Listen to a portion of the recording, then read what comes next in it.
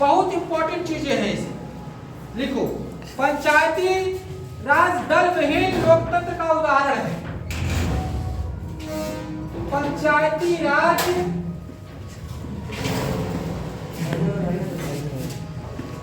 दल विहीन लोकतंत्र का उदाहरण है।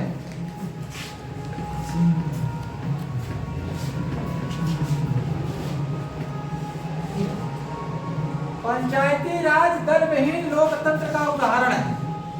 दूसरा, दल विहीन लोकतंत्र का विचार सर्वप्रथम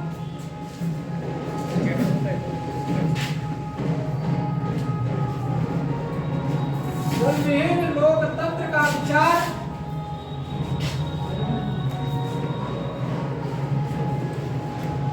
सर्वप्रथम महात्मा गांधी ने दिए।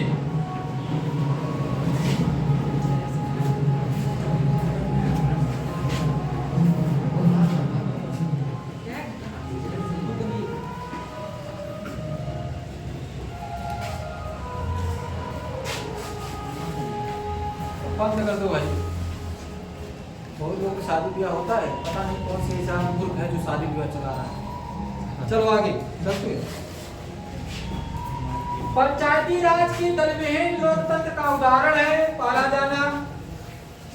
और दल विहीन लोकतंत्र का विचार सर्वप्रथम कौन दिया? गांधी जी ने दिया। कौन दिया?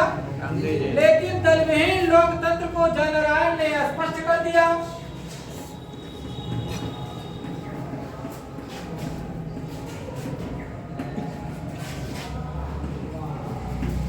लोकतंत्र का विचार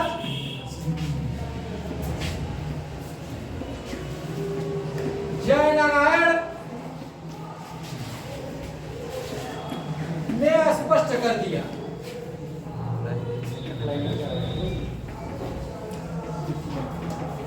अब देखो बेटा, मैंने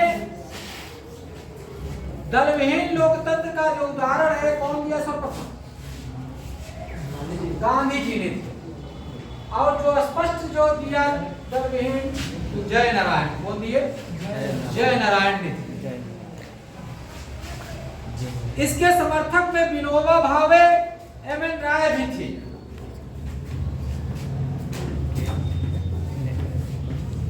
इसके समर्थन में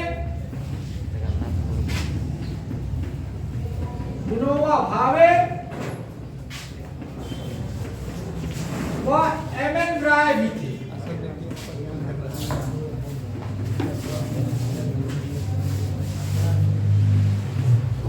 एम.एन. राय भी थे।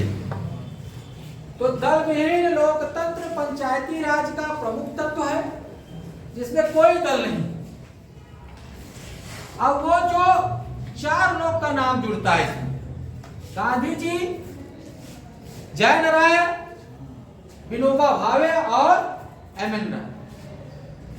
गांधी जी ने सर्वप्रथम इसका विचार दिया, लेकिन स्पष्ट जो विचार दिए जयनारायण दिए, और उसके फॉलोअर हुए एम.एन. राय और विनोबा भावे।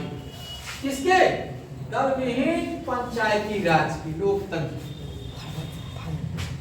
समर्थक। लिखो, पंचायती राज में, पंचायती राज से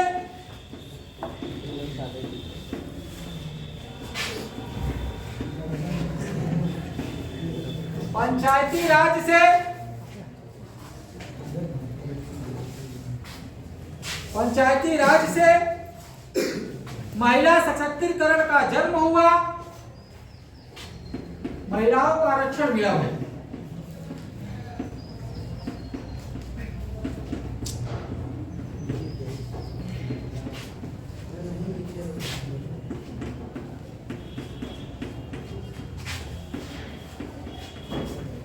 महिला सशक्तिकरण का जन्म हुआ क्योंकि पंचायतों ने महिला को घर की चार दीवारी से बाहर निकाला।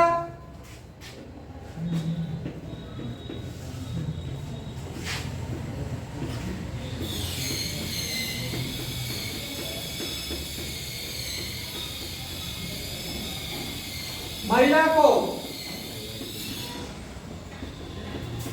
घर के चार दीवारी से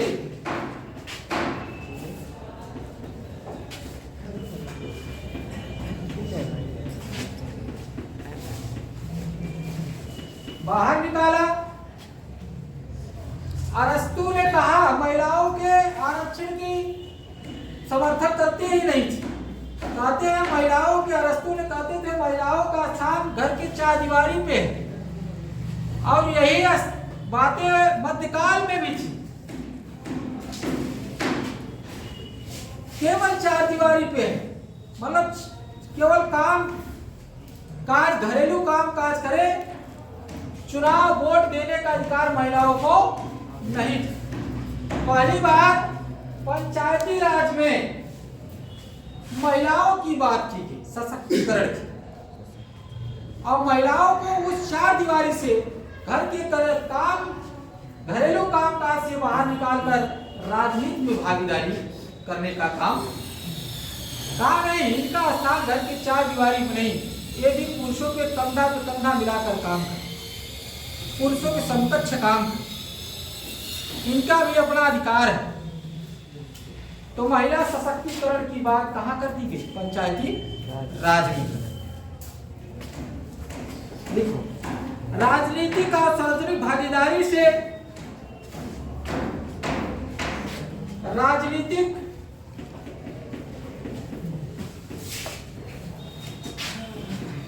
व सार्वजनिक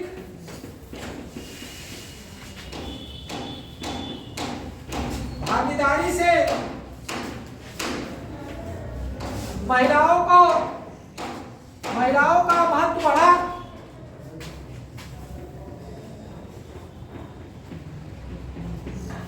महिलाओं का महत्व बढ़ा।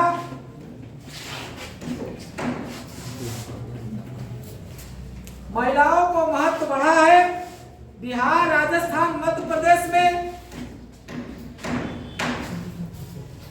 बिहार,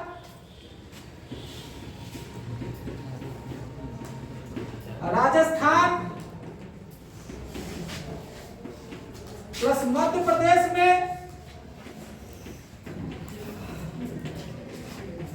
महिलाओं को 50% आरक्षण दिया गया है।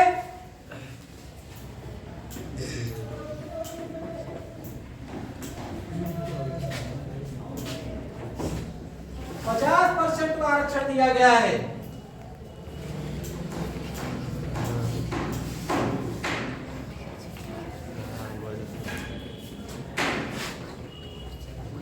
महिलाओं को 50% आरक्षण दिया गया है। मतलब पंचायती राज में कितने? बिहार, राजस्थान और एमपी में पंचायती राज में 50% आरक्षण दिया गया है। और जो है अभी कितना है? 33%। अभी जो कितना है? 33%। लेकिन बिहार, राजस्थान और मध्य प्रदेश में राज्य विधानमंडल को कानून बनाकर 33 से बढ़ाकर कितना बढ़ा दिया? 50%। तो इससे राजनीतिक और सामाजिक भागीदारी में महिलाओं का महत्व बढ़ गया। महिलाओं का महत्व, इससे शोषण भी कम हुई, जागरूकता भी हुई महिलाओं की, शोषण भी कम। नहीं तो चार दीवारी पे घर अपने ही कुंठित रह के रहती थी, उनका कोई अधिकार नहीं रहता था। अरे अपने दादी होती थी, देखो चले अभी जो पुराने लोग हैं वो अभी तक पुरुष प्रधानता में जी रहे हैं। कहाँ जी रहे हैं? तो घर की चार दीवारी से बाहर नहीं जाना चाहते। चलो आगे बढ़ो, शांत हो जाओ। पंचायती राज में जाति, धर्म और भाषा को भी कम करने का प्रयास किया गया।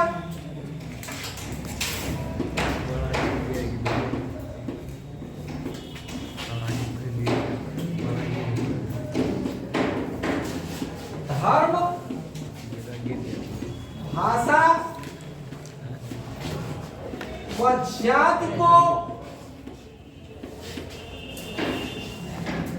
कम करने का प्रयास किया गया।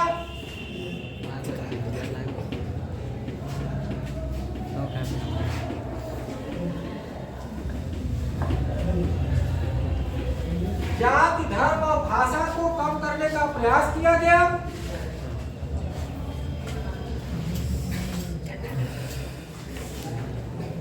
और व्यक्तियों को महत्व को बढ़ाया गया और व्यक्तियों के महत्व को बढ़ाया गया।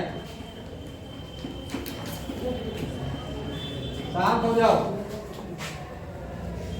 शांत हो जाओ। व्यक्तियों के महत्व को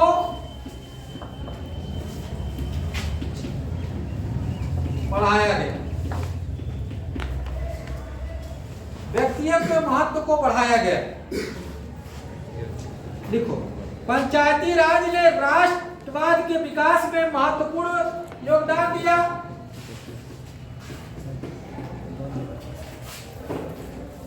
पंचायती राज ने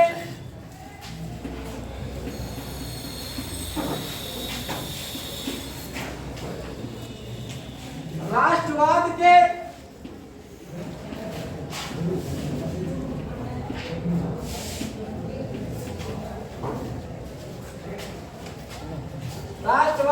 महत्व को बढ़ाया है।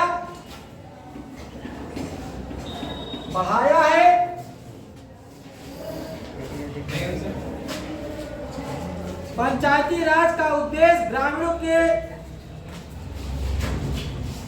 प्रशासन में भागीदारी बनाना है। ये पूछा है, पंचायती राज का उद्देश्य, अभी आया जी, शांत हो जाओ। पंचायती राज का उद्देश्य ग्रामीणों की प्रशासन में भागीदारी सुनिश्चित करना है।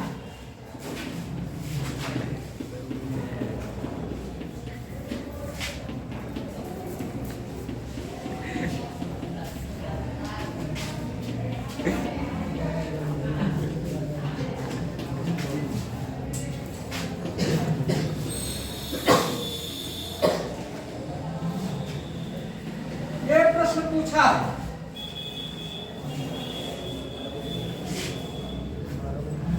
हर एग्जाम में पूछता है, पंचायती राज का उद्देश्य क्या है लाने का।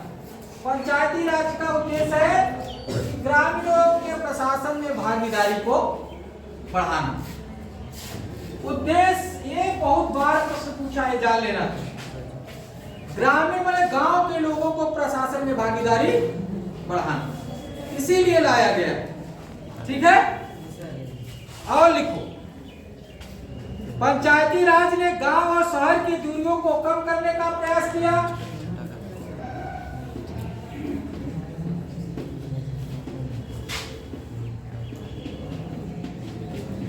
गांव व शहर के दूरियों को कम करने का प्रयास किया।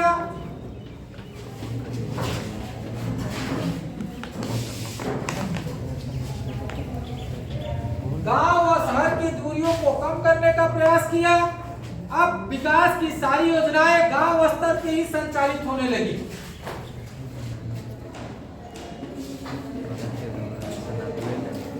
अब विकास की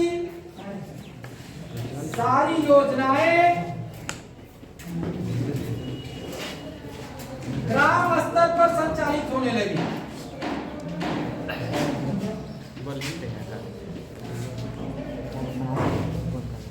संचालित होने लगी।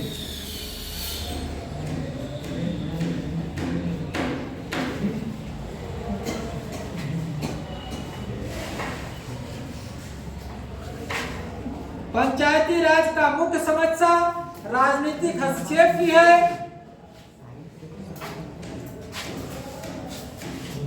देखो क्या होता है, हमने आपको 73वां संविधान संशोधन लास्ट में समरी हम आपको बता दिए कि 73वां संविधान संशोधन आया 1992 में पंचायती राज व्यवस्था की बात कहा गई।